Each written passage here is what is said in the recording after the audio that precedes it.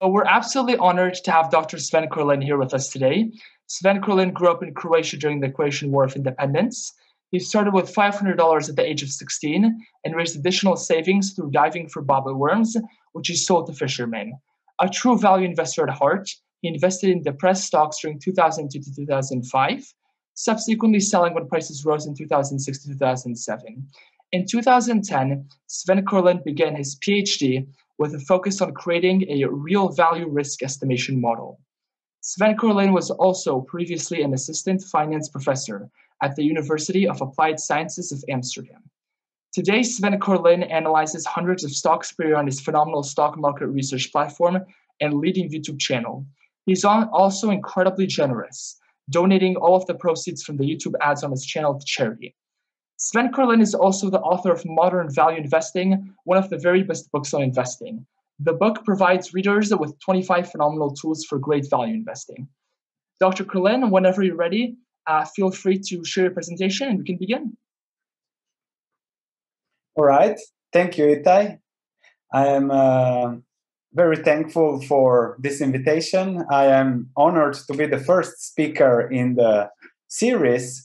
So I have prepared a little presentation and I'll try to just touch on the key points of value investing to a little bit create a discussion, and then we can later go to Q&A, which I'm sure you will enjoy. So let's start immediately with the presentation, and then we can discuss later, as Itai already said.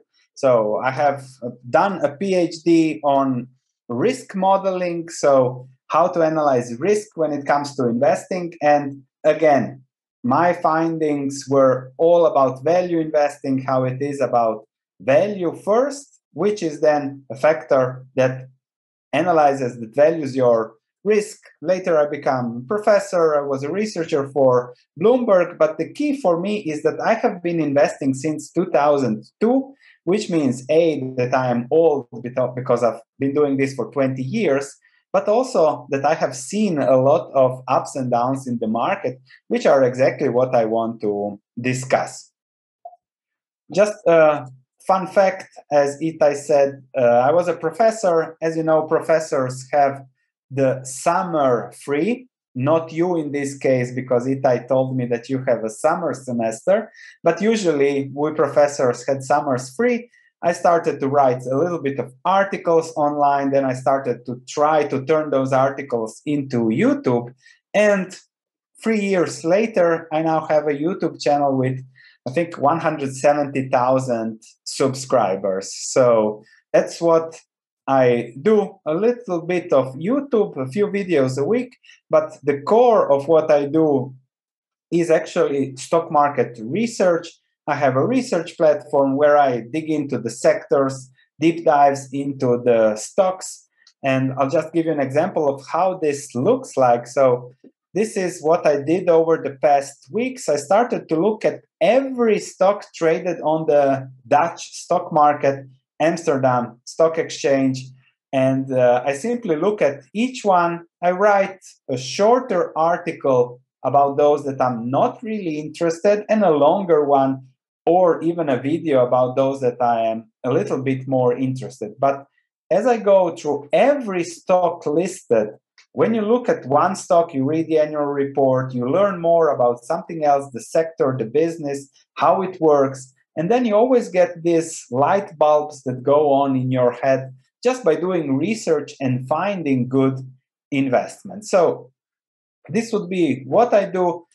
Also, there is a comprehensive stock market investing course that is free for everybody. You can enroll, where I try to structure my videos.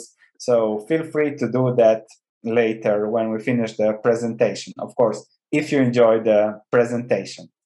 Now, this presentation, I wanted to compare value investing with everything else that's going on in the world of investing. When I was in, I had a very simple goal, was to just get to $1 million in my currency then, which would then be enough, and simply get the 5 to 7% dividend yield and be financially free. So that was my goal.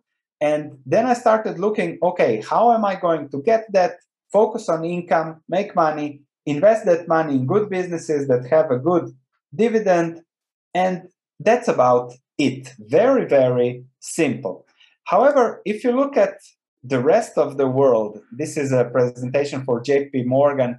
It's the JP Morgan Guide to the Markets, beautiful charts. Over the last 20 years, the average investor did on average 2.9% per year. Compare that to the market that did 7.5%. That's a crazy difference. And in this video, I really want to discuss, okay, why is that so? Why does the average investor perform that badly compared to the market and compared to value investors like Seth Klarman or Monish Pabrai that you later have on this series that destroyed, that are here off the charts? What is the difference? And I really think that the difference is investing, buying a business for the dividend yield, for the business, for the earnings, versus looking at where is this stock going? Am I going to invest in stocks now because those are going to go up? That's gambling. Or am I going to invest now in the S&P 500 because I really enjoy the 1.5% dividend that it offers me? If I don't like the dividend, then I look for some better options. And that's the comparison between investing and, I call it, gambling or speculating with stocks. So if you want to do better than the average, you have to focus on things that have value, look at returns, and look at owning businesses. I've just summarized it quickly. How does it look like? What's the difference? If you want financial freedom, if you're a value investor, you look at the business. If you want to gamble, you look at stock prices going up and down all the time.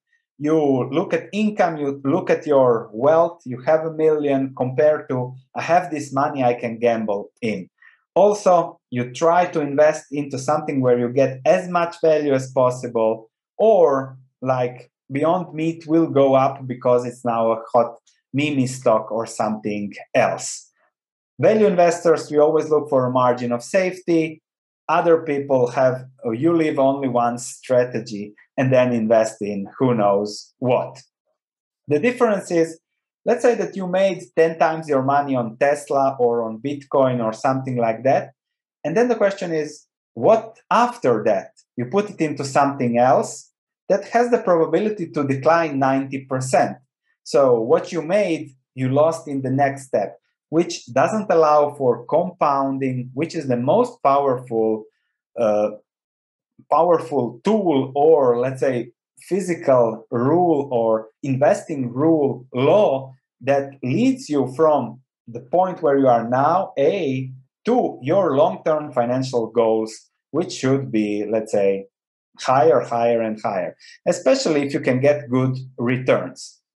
And this is from the government compounding calculator, and you can see the difference. If you start with 10,000 and add 500 per month over 30 years, if you do 10%, you end up with 1.1 million.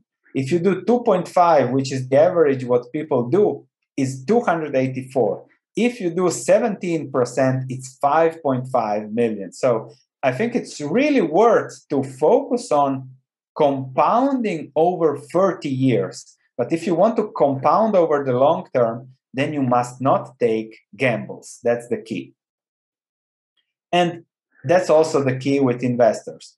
Okay, if you want to compound in 5-6%, the stock market, the S&P 500 is a great tool for that. At current prices, we are looking at 5% long-term returns likely. Not bad, but you must not sell in panic, which is again a difference that most people do. When you see the market going down, people want to sell. Instead, we value investors, we like to buy more of the good at a discount. So this is a key difference that I see, and the key difference why we see those differences in returns. These differences in returns, which are simply insane over the long term.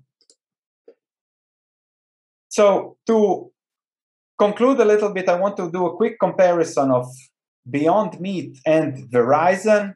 So the driver of investment returns are the business and the underlying health and profitability of the business. That's step one. So Beyond Meat, I just researched it because I'm looking into the food industry a little bit as a sector, and the market capitalization is 9 billion compared to sales of 400 million. So that's 21 times sales. What has to happen with Beyond Meat so that you get a dividend from it? It has to grow sales 15 times and then have a profit margin, and then from that pay a dividend. So that's a very, very long shot. And of course, the market cap is 8.5 now because it's a meme stock, likely 10 billion as we speak. So it's really, really volatile and crazy because it's more gambling than investing. I have made a valuation. So put revenues in a model. I think, Itai, I will send you this template so you can play around with the valuation and see how different growth rates, how different terminal multiples on revenues impact the current value, intrinsic value. And if things go bad, then the present value is just 1 billion compared to the 9 billion current valuation. So there is potential for 90% decline here. And as a value investor, you'd never take that gamble. So as we said, sales need to go to 10 billion with a 5% profit margin. And then maybe in 2030, you'll get a 2.5% dividend yield for, let's say, compounding. Compared to what Warren Buffett just bought and has been adding, let's say a company like Verizon, you probably know it, the dividend yield is already now 4.46%.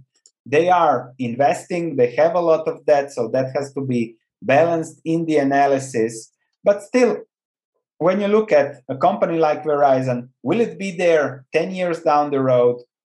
It's very likely. How many competitors are there to Verizon? So it's an oligopoly. Unlikely that there will be a new competitor. When I analyzed Beyond Meat, I looked at the shelf there. There was a private label at 50% of the price. So there is a lot of competition. There is no moat. Verizon just paid 45 billion for a spectrum bid, which creates a moat over time. So it is up to you to really search for the best businesses that will lead you to your financial goals. But the key is that you don't take gambles, no matter how exciting that might be, to bet that Beyond Meat will become mainstream, for example. And then another step is when it comes to investing, is value investing is risk. You have probably learned this in your classes that the higher is the risk, the higher is the return, the efficient frontier, modern portfolio theory. But the difference with value investing is that risk there is measured by the standard deviation of annual returns. Value investing is completely different. Risk is the possibility of permanent capital loss or actually bad returns. And this is very interesting. So the S&P 500 was at almost 1,500 points in 2007. Then 2 years later, it was at 50% of that. And then people looked at the standard deviation and looked at stocks going down, and they said this is risky. But you tell me when it is more risky. If you pay 800 for something, or if you pay double for something. We value investors find this very low risk with high return. And you have seen over the last decade what happened to the returns. And really, I want to conclude here by giving you an opinion on owning businesses. This is a hotel in Venice. And just imagine that somebody gifts you this hotel. Would you be looking at the price of the hotel going up and down every day? Or would you be thinking about, okay, how can I increase occupancy in October, November, which are still good weather in Venice, but a little bit slower months? And that's the mindset that, let's say, makes the difference between value investing, owning businesses, and everything else that's going now around in the stock market. So I think I have summarized a little bit what value investing is, and I can stop sharing my screen. And I just wanted to share with you the last book I read, which is 100 to 1. And you're all young, and I really wanted to recommend you this book because it was written in 1972. Really, this book, because if you go to read it now, you will see that nothing has changed in the world. You may think we are living in crazy times, but Thomas Phelps, 100 to 1 in the stock market, read it, and it will explain also what's going on now. So I hope I have given you a little bit of an overview of what I do, how I look at businesses, at investing and compounding, and I'm happy to go to Q&A, which is always the most fun part. Yeah, thank you so much, Dr. Carlin, for that. That's very helpful. And thank you to everyone who submitted questions. We really appreciate it. And absolutely, so let's get started with the Q&A. So our first question is, which metal and which non-metal commodity are you most bullish on today? Metal commodity. I think that's a good question. That's straight to the point. I have been following copper really in detail over the last 5 years, have good returns, sold a little bit too early because I didn't expect it to go that high. But I have analyzed every copper producer, all the increases in producing and the likely increases in demand. And I'm a little bit more bearish. Let's say, I would say too risky. Anything can happen. But at this level of 4.6, copper from a value investing perspective is too risky. I'll look at it again when it comes below 3. If it doesn't come below 3 in the next 3-4 years, okay, there are some other things that I'll look at it. Then we have, let's say, more bullish and long. We have aluminum prices, alumina, and still not exuberant, but there have been some changes. So there could be a balance because the sector was really under pressure over the last 10 years, which is still positive. And then it's not really about the sector or the commodity. It's about the business. You're looking at, when I say I'm bullish on copper, then I look at the whole sector, every copper miner. I look at the risks. Do I like a lot of debt? Do I like company with no debt? Does the company have a competitive advantage? So you always go bottom up as a value investor. And no matter where we are in the cycle, you can always find opportunities. But of course, the lower the price is, the lower is the risk, the higher the margin of safety, and the higher the potential return. Absolutely. And with some markets today being, I don't know if necessarily overvalued, but let's say at least highly valued, like the US, where geographically do you see opportunities today?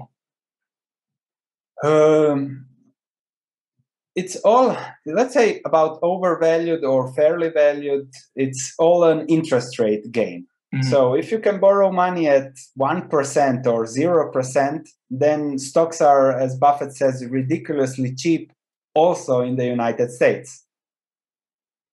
So I would never go for, let's say, a sector is cheap or not. As always, you look at bottom up, and then you look at businesses that you want to own. And especially, I have looked all around the world, and I've started looking at emerging markets because everybody was saying that there has been value, but I don't speak the languages there. I don't speak Chinese. I can't read Chinese. And then I was thinking, okay, maybe I should focus better on the things I know. I speak every European language. I can read every European language. So why don't I focus on here? And then I started, as I have shown you there, with every company on a list. And from there, you see, okay, look at this company. It is expanding also in Asia. 20% of revenues are from Asia. And then you say, okay, that's an exposure to emerging markets. It's not priced by the market. I really like it. And then you also, by looking anywhere, you can find exposure. So it's always about bottom up and not really about the relative valuations on the market. So we had a lot of questions discussing specifically the BRIC countries. And so would your advice be rather than, because there's a lot of different risks in those countries, either political risk or lack of regulation or et cetera. So would your advice be for investors to try and gain indirect exposure to those countries, usually, rather than trying to go for a company that's directly in those countries? I am very, very invested in Russia over the last 2 years because it was simply so cheap. Mm-hmm. And so that's something, of course, you have to balance and check and watch carefully, and also time. But if you look at Monte Carlo, Monaco, and if you look at the biggest yachts there, only Russians own them. And they need fat dividends to fuel them and pay for them. So that's also a value investing strategy. So my interests are aligned with their interests. So for now, everything is good. But you always have to think again, it's not just BRIC. So there are businesses in Brazil, there are businesses that benefit from the currency depreciation, benefit enormously because they sell in US dollars, but their costs are in Brazilian reals. And there are businesses that have the opposite. There are businesses that sell in Brazilian reals, but have US dollar denominated debt. Those are screwed. And you have to always, it's not just about the market. It's always, okay, what is the business? What are you talking? And then you see opportunities everywhere, depending on the situation. Yeah, that's really, really helpful. Thank you. And so we had some questions. There's been some interesting acquisitions recently in the media sector, including the Warner Media Discovery merger, and then also Amazon's purchase of MGM Studios. So do you believe that there will be further significant consolidation within the sector? And what do you view as, let's say, what streaming platforms do you think will be the winners, both in terms of users and in terms of profitability? I have absolutely no idea. Really, it's not a sector that I follow. I have looked a little bit at AT&T with all the mergers and acquisitions there, and I'm typical value investing perspective. So you have an investment bank. In investment banks makes money if they make the deal happen and get fat big fees, fat big bonuses. And then everybody who has to do something because Netflix is growing so fast or this, we're losing market share, let's do something. We just call JP Morgan, and JP Morgan will have a team of people delivering a possible deal, making a lot of money. So my conclusion is, with all those mumbo jumbo going on, Goldman Sachs, JP Morgan will make and are making a lot of money. Thanks for the perspective. As for the growth, the profitability, not my sector, really. Yeah, no worries at all. So we had a lot of people that were very interested in your story with Amira Foods. And we're wondering if, let's say there's, again, this situation happened again today with a company that was similar to Amira Foods. Would there be anything, let's say, in the company's financial statements or in the reports or anything of that sort before they had that huge write-off of inventory that could have signaled to you that maybe it was a red flag? Actually, that was one of the first stocks that I covered on my YouTube channel.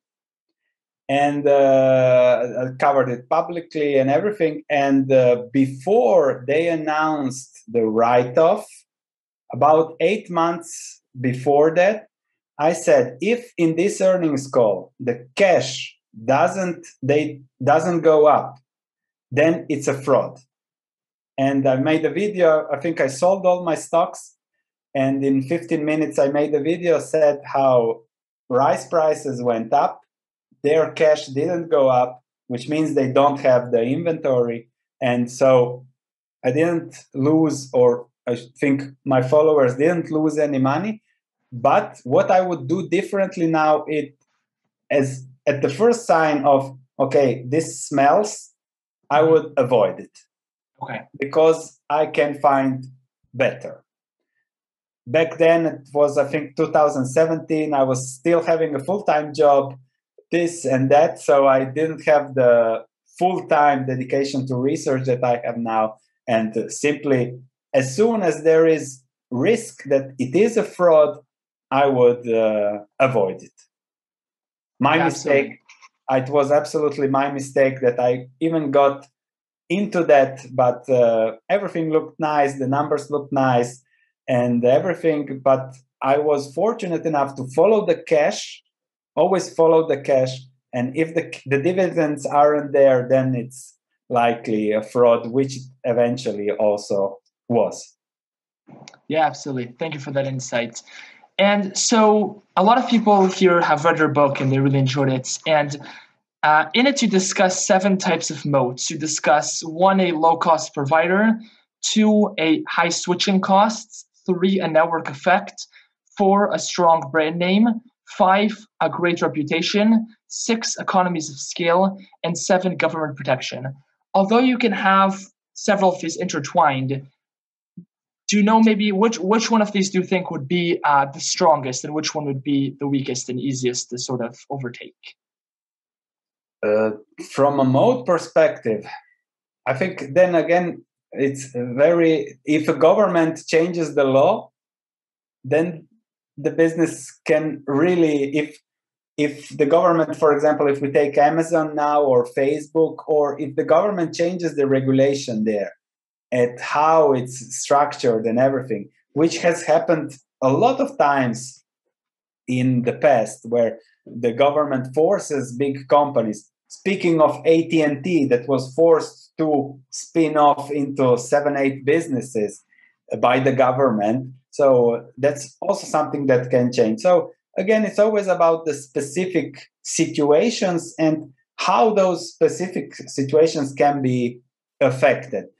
If you are a low-cost producer of something, if someone invents a new technology that goes below your cost, you have lost. So it's always about following, reading, as would Charlie Munger say, and then you sense, okay, this is becoming too risky, this is not becoming too risky, and that's how things evolve then over time. But it's always about the specifics. It's very difficult to put it in the general perspective. Yeah, absolutely. Can you give us sort of an insights though for sectors that let's take, for example, tobacco, oil, and natural gas, where you're investing in them from a long-term perspective, but they may face declining long-term trends and they may face increased future regulation. I think we just had some recent lawsuits for oil companies that are pretty major as well, and some goals of reducing the amount of tobacco and cigarettes in the US. So how do you take that into perspective when considering investing in those sectors? That's a really good question. But then you have to say, okay, what's the value of that? Because if you buy something at the price earnings ratio of 2, it's very different than comparing it to price earnings ratio of 1,000. For example, you have natural gas stocks that were trading at the price earnings ratio of 2 6 months ago, and electrical vehicles that were trading at 1,000 or even more. And then, okay, worst case scenario, will this company still produce 5 years?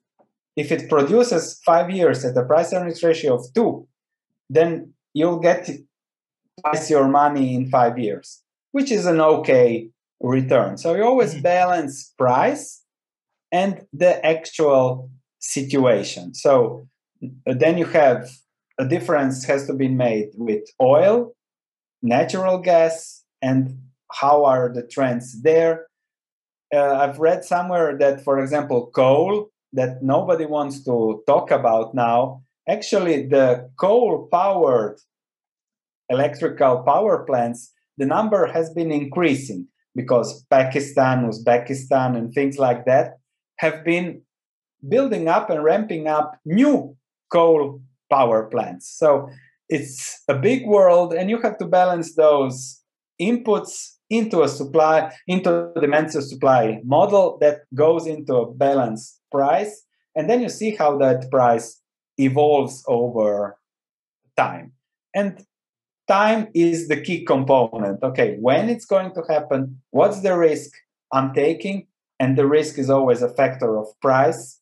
If you can get it really cheap, then it's low risk, no matter what happens. If it's a terrible environment, okay, I'll get my 5% dividend yield, and that's it. If it's good, I will double my money, triple in 5 years. So it's always about balancing, okay, what's going on, when it's going on, and then the price of the risk you are taking. Yeah, absolutely. And then what are your thoughts about, let's talk a little bit about the jurisdictional risk for miners. And sort of Thomas Kaplan sees it as sort of moving to a lot of countries, either just taking back their mines, a lot of third world countries, or a lot of third world or second world countries really ramping up the taxes on mining commodities there. So what are your views today on investing in miners with jurisdictional risk because they're in countries that are either third world or second world, we'll say? Okay. So let's start with the jurisdictions with the biggest risk, US and Canada. So the United States are printing dollars. They have about, what is the budget deficit? I don't know. Will it be 50% this year or something like that? I think it's around there, yeah. Or something like that. So what does it mean for the future? Higher taxes. So that's practically isn't a risk. That is a certainty that there will be higher taxes also for miners. So, of course, this is US, you know, it will be announced, it's okay.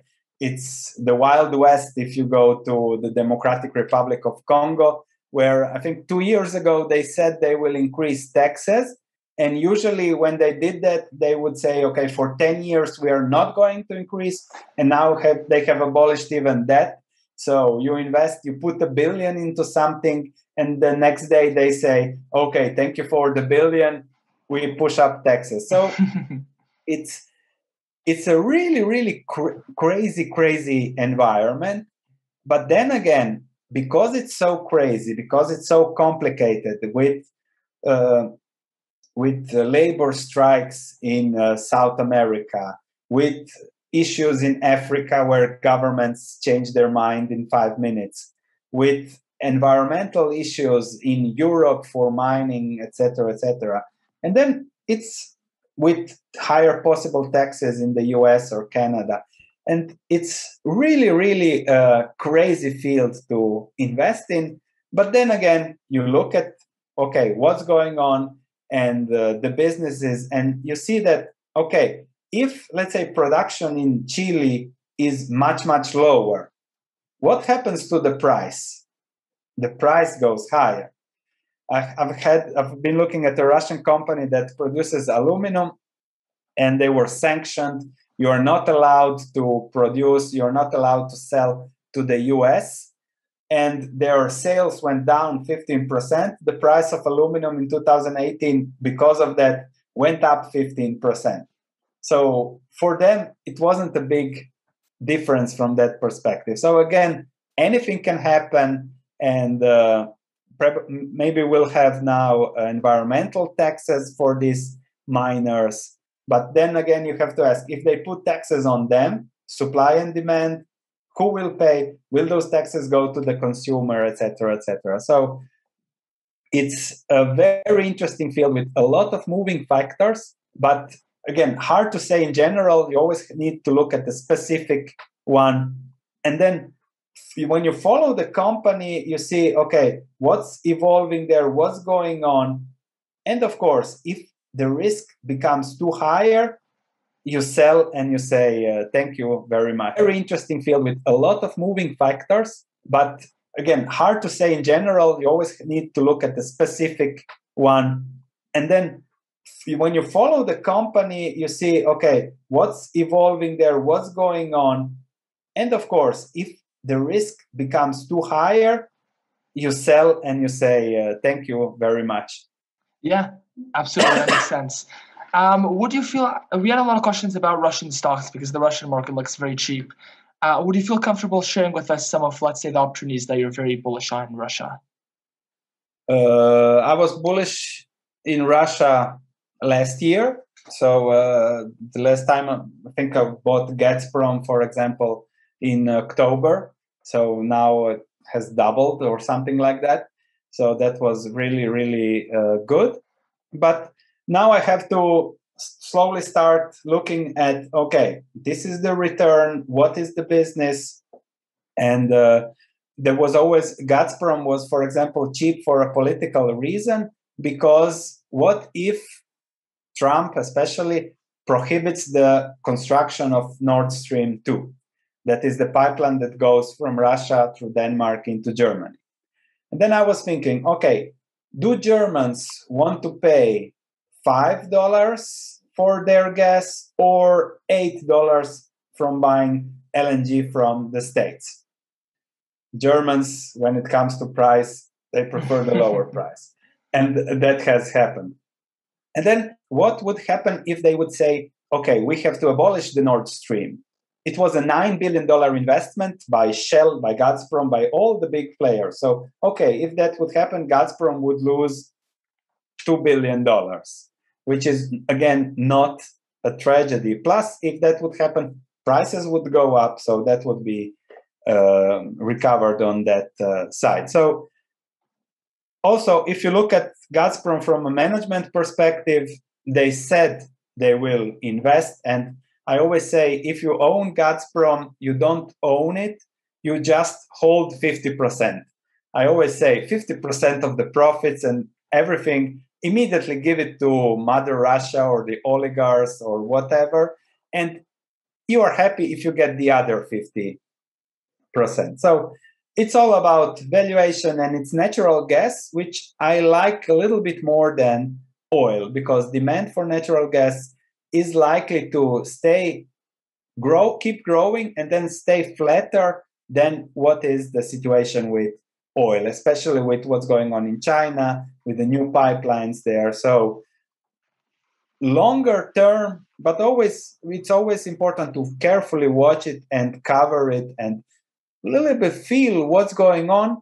And then, of course, if you find something else somewhere where it's better, then it's easy to switch. Never get attached to a stock too much. If it's not the amazing business, the one that has really the potential to become 100 to 1.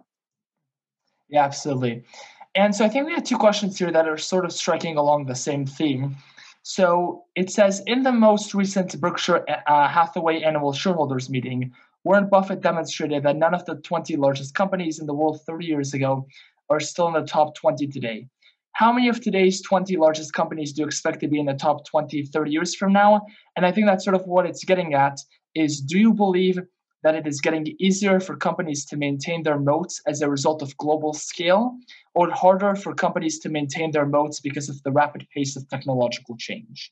I think it's always the same. And I think in 20 years, there will be different companies as the dominating factors, because we have absolutely no idea about what will the future bring. That's impossible to know. So there was a really good quote in this book saying that we have, especially analysts and we that talk about markets, we have an incredible ability to explain what's going on now, but really, really absolutely zero ability to forecast what will happen in the future.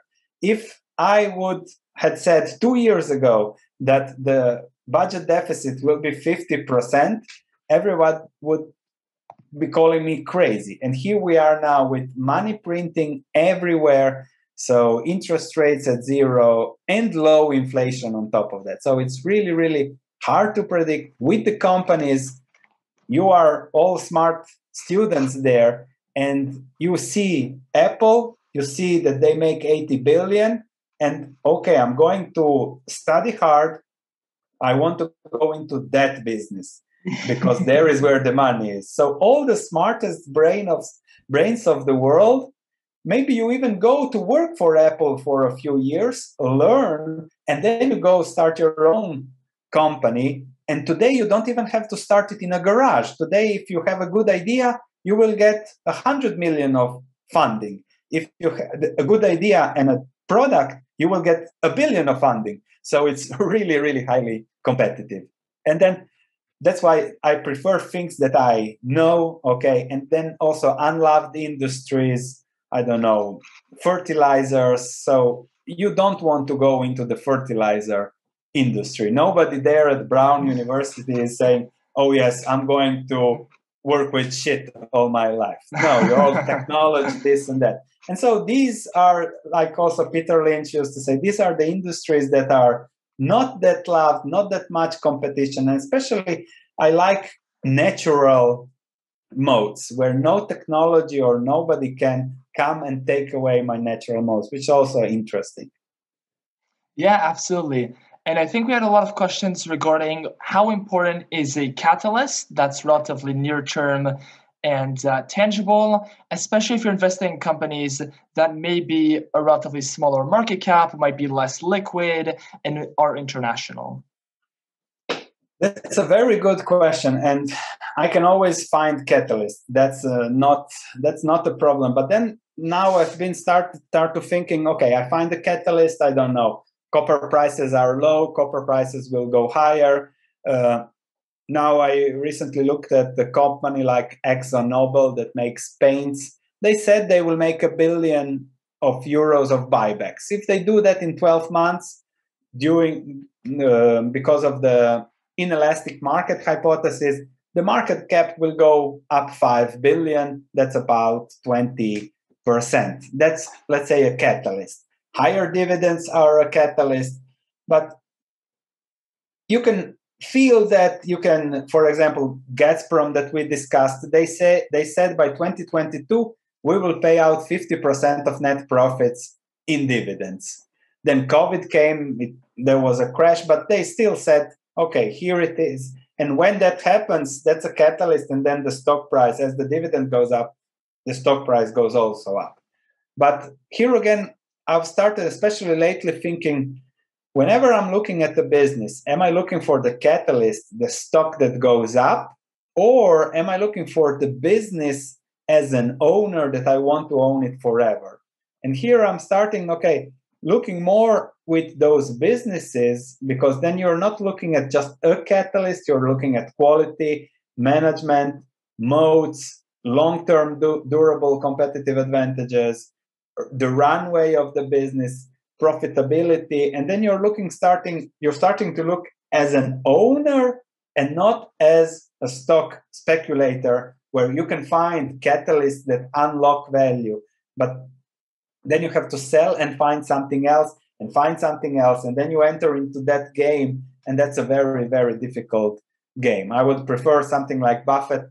You buy it once, like he bought Coca-Cola, he gets now a 70% dividend on cost, you reinvest it, and you can enjoy your life doing other things. Yeah, that sounds great. Thank you for that insight.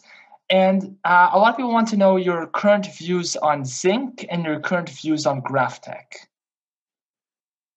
I haven't updated on GrafTech since I wrote I don't even know where the stock is. I wrote an analysis, and it is owned by, I think, Brookfield, and they have 2 billion of debt towards them. And I simply saw that this company, the parent company, controls the subsidiary. If things get bad, they will simply take it over, and you as a shareholder would lose everything, which was too much risk for me.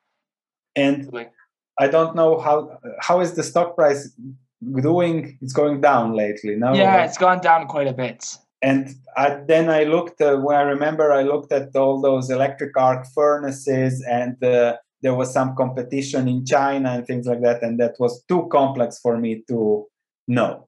And on zinc, I haven't really looked into the sector because that's not as let's say diversified as copper. Less producers, a little bit some shady producers like Vedanta, where the owner will try to screw you. Didn't manage, but too much, too complex to really invest there easily. Let's say for the very long term. Even if tech resources was cheap, good business in a good jurisdiction that gives you exposure to zinc. But I think the stock price is also already much higher than it was. Yeah.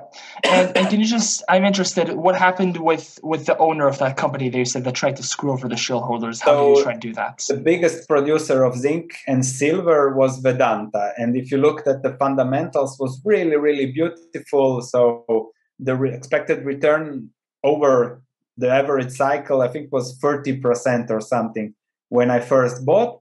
And then COVID came, the price went down, and the owner said he will buy out the whole company when the price was down. So that was a perfect setup. And then I simply sold Vedanta, bought another business, did even better. So that was good. But as soon as something, again, my error, took too much risk at the beginning. So that's also something interesting. Let's say Warren Buffett says it all. Focus on the 3 to 5 best businesses. Whenever I focus on the 6, 7, or 8, I do something bad. So I'm trying to really concentrate to finding the best possible business there. Yeah, absolutely. That makes sense. And people saw that you had an interesting way of doing your DCF that differed a little bit from what we see sometimes, which is you use a required rate of investment return rather than a weighted average cost of capital as the discount rate. Can you just go a little bit into why you choose to do that? Because I am a grandmother style investor. So common sense, what do I need? I need a return. And also here it says $1 of income is $1 of income, no matter where it comes from. So the weighted average cost of capital that looks at the cost of debt and the cost of equity, depending on all the ratios there, where the market tells me that's Charlie Munger style. He would say it's bonkers. And I think it's Charlie Munger that said that he never heard an intelligent conversation about weighted average cost of capital. So I'm going to close it there. And on my side, I'm just trying to simplify and go to the core. Okay, what do I need? I want a 10% return from the business, be it from earnings, be it from dividends, be it from growth, be it from a combination, be it from buybacks. Okay, 10%. And then if I use 10% for all the businesses that I analyze, then it's easy to compare. If it's too risky, I simply don't invest for it. So I'm not going to change my discount rate because it's too risky. $1 of income, I really need to be zero risk or very low risk as a value investor to invest. So it's really no point in looking at those volatilities or things like that. Yeah, that makes a lot of sense. And then there are a lot of people that are wondering, what is a typical investment holding period for you and how do you generate stock ideas? All right, so that's really, really good question. And how do I generate stock ideas? I simply go through lists. So, for example, the Netherlands has very interesting tech businesses, has very, very shrewd global businessmen, and they always go into these niches and sectors that are not really seen by the big players. And therefore I said, okay, let's go into the Netherlands. I think there are 150 listed companies. I'm starting with the A's. Over the next month or 2 months, I'll look at every company there, and then I'll see, okay, if there is something interesting there. I did that last year. I did it for Austria, about 70 companies. I looked at everyone, and I simply, okay, this is interesting. And then let's start digging, let's start reading. And then you, by going through one by one, you find something, and then you start seeing, okay, this can't be true. This is too good to be true. Next day, you look again, too good to be true, too good to be true. And then if after a week, it's still too good to be true, after a week of digging, then that might be something interesting. And then as a holding period, I'm really too happy to hold forever. So I with intention, okay, I'm going to hold forever. And then, depending on what are other opportunities, then I might switch. But if I start, okay, is this something that I would hold forever? Makes things much, much easier. So there is no defined period. There is no, if this happens, I will sell or something like that. Yeah, absolutely. And then just 2 questions on your stock, sort of the early section of the stock selection process. One is, what usually sparks your eye when you see a stock? Is it just a low valuation? Is it a low valuation combined with growth? Is it a low valuation combined with a high return on capital? And then the second part is, so it seems like that's for, let's say, countries that have like 70 or 150 stocks. What do you do? How do you narrow it down for, let's say, like the US that has like 5,000 stocks? Okay, let me start with the US, and then I'll show you an example on the stocks. Absolutely. Okay, US has how many? 7,000 stocks. Yep. And now everybody thinks, and this is a fallacy that I also just learned so recently, everybody thinks, okay, I need to find the best of the 7,000. You will never find the best of the 7,000. But what you can do, you can find the best for you to reach your financial goals. That's something you can do. And if you start with 50, of those 50, you will likely find 1 or 2 that are interested for you to reach your financial goals. You don't need the best out of 7,000. You need a few good, 1 or 2 good per year that you can build a portfolio around and reach your financial goals. It's misleading that you think, okay, I need to find the best out of 7,000. You just need to find the best stock that fits your requirements. And that makes everything much easier. For example, if I just share my screen, so these are the stocks, the A's that I started in the Netherlands. And then you look for companies that are good for you. And this one, Amsterdam Commodities, again, a commodity business that deals with spices and things like that. And that got my attention. They just purchased another trading business. So they did a good deal there. So it's likely that earnings will grow. The management is good. They are in their niche segment, because if you want to buy, I don't know, a ton of pepper, you have to call them because you don't know where else to find them. You cannot go to, Indonesia to get it yourself. And then you don't know what's the quality. So they know those things. It's a niche business, and it's likely that their earnings will continue to grow over the next 5 to 10 years. They did a similar acquisition 10 years ago. They tripled their earnings over the forward year. So if they triple again their earnings, I don't have to tell you more about that. But that's again something that I found by looking. I did the same in 2015, and now 5 years later, I rechecked the same company. I like it, and then I have put it on my list of covered stocks, and then I'm trying to get to 50 stocks, and then if something is not good, then I put it out, put something better, and constantly fight for the best investments, let's say. Yeah, that sounds really good. And I think we're almost out of time, but let's have one last question. And I think we'll just go overall here. What's your advice for student investors who are just getting started? Focus on your income, so make money. And then invest that, start learning, and start really thinking, okay, how can I not just make money, buy a stock that will go up?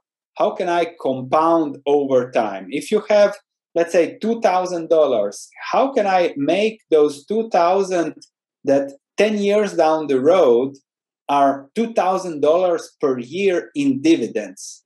If you can make that, and if your focus is on that, then you will find those businesses that will deliver such returns. And then 10 years down the road, you compound, and when you're 40 like me, you have millions.